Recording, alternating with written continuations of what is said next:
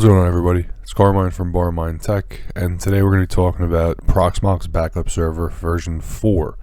So it actually came out earlier in the month. It was mentioned in the comments when I did the Proxmox VE 8 to 9 upgrade. So today I'm going to talk about the Proxmox Backup Server version 3 to 4 upgrade. We're going to talk about what topics were updated in this new version, and of course how to do the update itself to go from 3 to 4.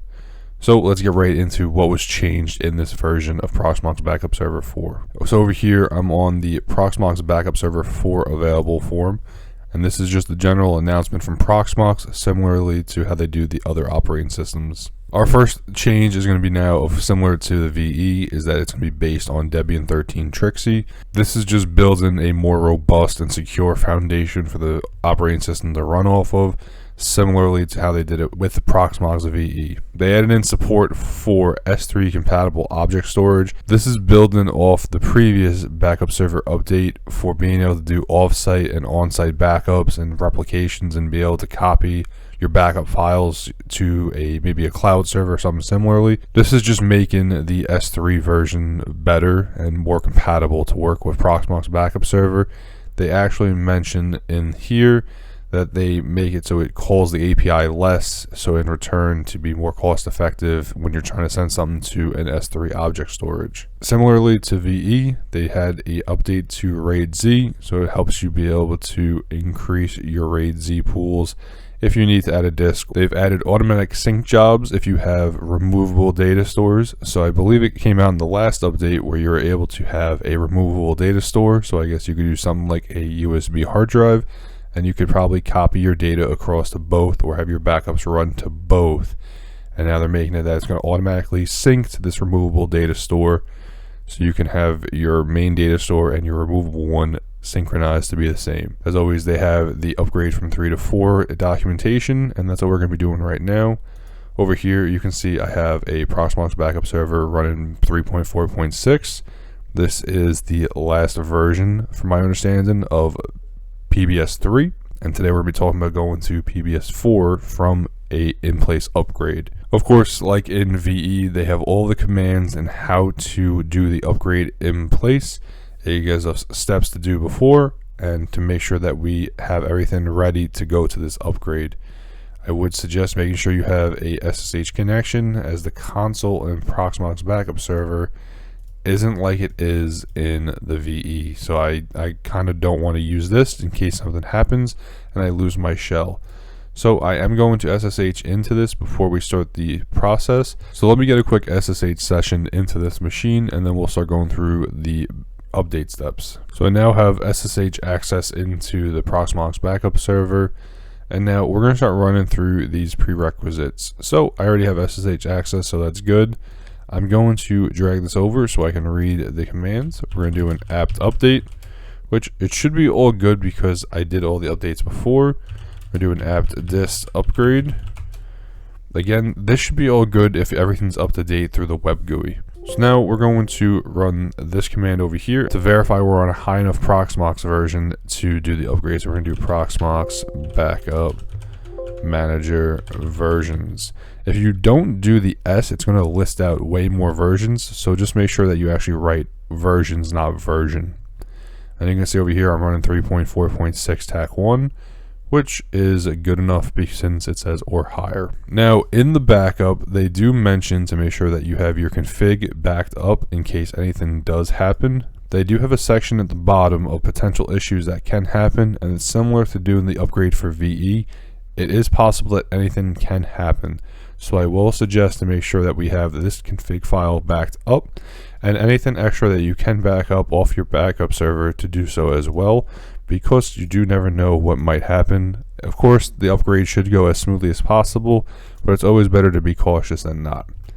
I'm just going to copy this command, and what this is going to do is make a backup file. You can see if I ls in here, I have a tar file of the config backup, and if you want, you can WinSCP that off and keep that somewhere else in case you ever need to use it. I'm pretty confident that this upgrade should go without issue. I did it on my box the other day, I did it on the test machine, and now we're doing it again on another test machine, and I'm very confident Proxmox has this all sorted out. We then want to make sure that we have at least 10 gigs of disk space free, so we're going to do df tech h we're going to do a slash.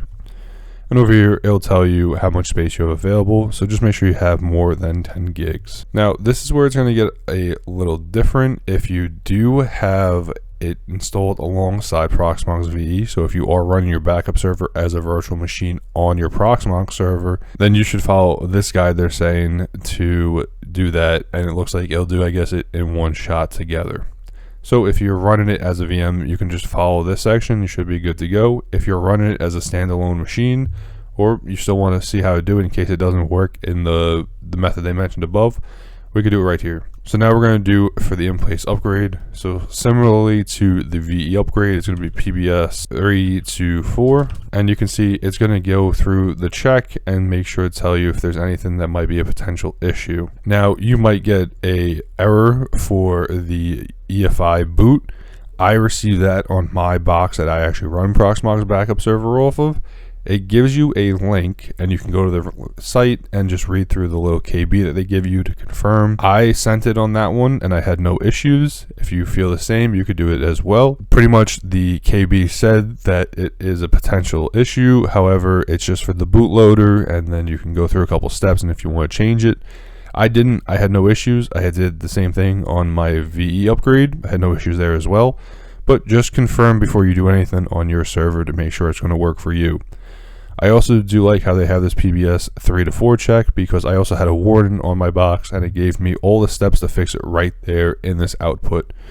This machine doesn't have any warning, so I can't show you, but I do like that in this system check, Proxmox is able to offer you solutions, and they actually worked. Similarly, if you want to run all the checks, you could just do PBS 3 to 4 tac full. I'm okay. I'm pretty confident being this is a fresh box. If you do want to double check, you can run this as well. Now, they are saying it is optional to run the maintenance mode, and what this is going to be is it's going to lock your data stores so no backups can be ran to them at this point. If you are running backups more often than maybe early in the morning or once a week, you might want to do this just to ensure that no backups are written to the disk during the process of this upgrade. And you could do this through the GUI, or you could do it through the command line as it says. But if you come over here to your data store, you can come to options, and you can see over here is maintenance mode.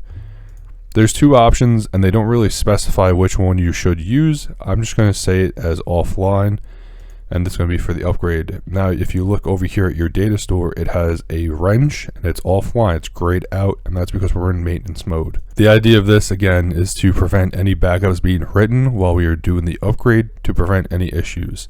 And then after you're done with the upgrade, you can go back and turn that disk on again and take it out of maintenance mode. So now again, we can go through. We already did this portion previously. If you want to run these commands again, you can.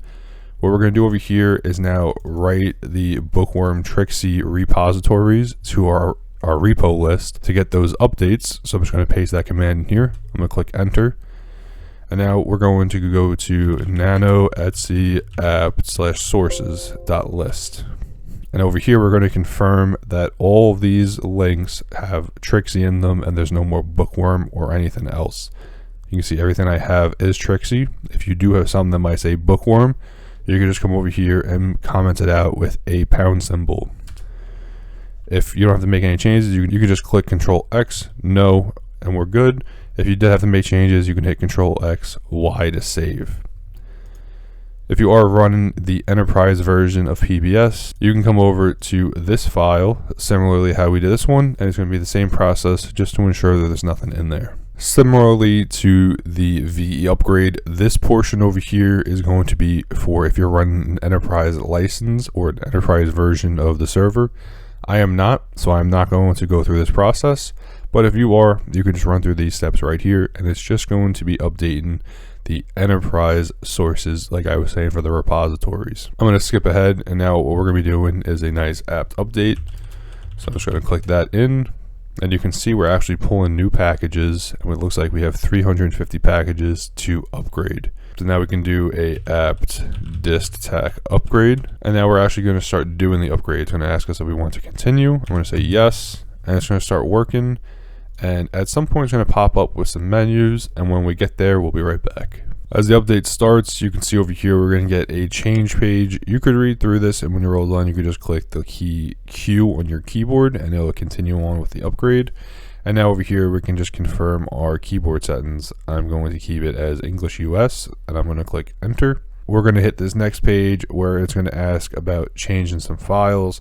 The default key is no. If you want to read through and see what you want to do, you could also use these options.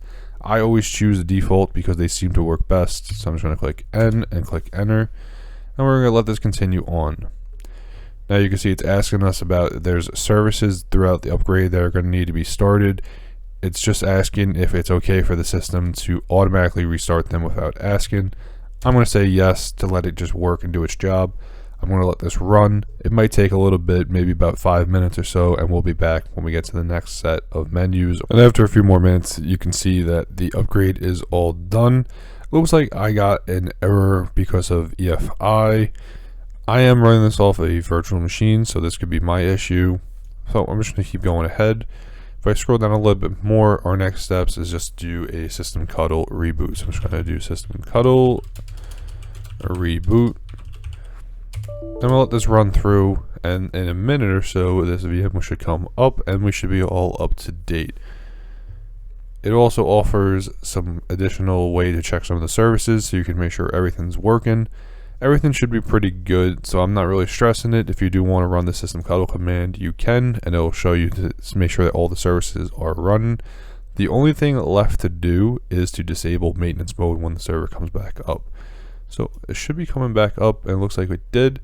And you can see over here we are running backup server 4, and it logged me out. So it is something weird. I've noticed that I'm able to refresh and it doesn't log me out right away. But we are back in now. I just logged in, and if I come over to shell, if I do Proxmox Backup Manager versions, we can see over here we're running 4.0. So we are on a latest version of 4 now. Do you have a couple things to do? One we have to do is come over to administration, repositories, and we do need to disable this enterprise one again, unless you are somebody who is running an enterprise repo. I'm not, so I'm going to disable this.